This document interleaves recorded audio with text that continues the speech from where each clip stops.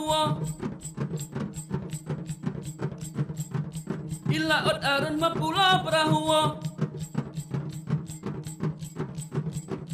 illa ot arun mapula prahuwa dua-dua herakan takayo jano kata urang di luar hom lele halla bagra hom lele halla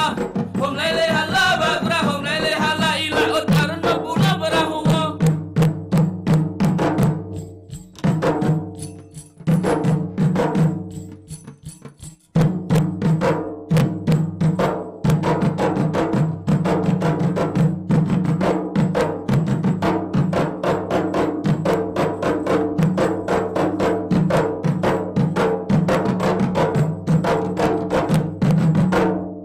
menyokahana rezeki nyambak bibiran uluan ben kesampai sedih hati ben kesampai putus asa ben sedih hati ben susah sampai tak pikirlah eta minta oh menyokahana rezeki nyambak bibiran uluan ben kesampai sedih hati sampai putus asa bersedih hati susah sampai tak pikirlah kita minta oh menyokahana rezeki nyambak bibiran uluha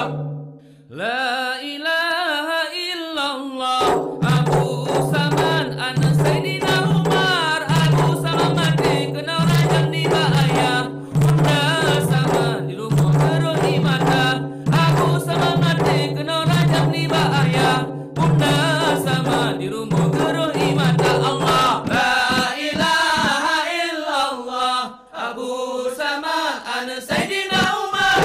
Abu Sama mati kena rajam di bahaya bunda sama di rumah geruh di mata Abu Sama mati kena rajam di bahaya bunda sama di rumah geruh di mata Allah la ilaha illallah kalimah taibah berpayung pagi menyohan jelihan jelingkan dengan lidah Allah Allah ya Allah dalillah hati menyohan jelihan jelingkan dengan lidah Allah Allah ya Allah dalillah hati Allah la ilaha illallah Abu Samad ana Sayyidina Umar